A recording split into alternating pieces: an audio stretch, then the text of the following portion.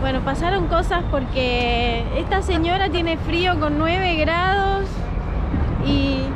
No, yo... Bueno, ya está. Usalo, no queda otra. A ver, para mí. No, más nada, ya fue. Ponételo, ponételo. Tiene frío. Hace 9 grados, yo no tengo frío. Para mí no es frío esto, pero bueno. Ya está, mamá, ponételo igual. Si todo el mundo usa gorro. Si le metes la... ¿Qué es lo que...?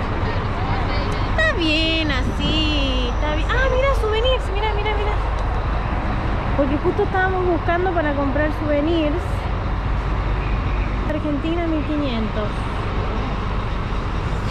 200.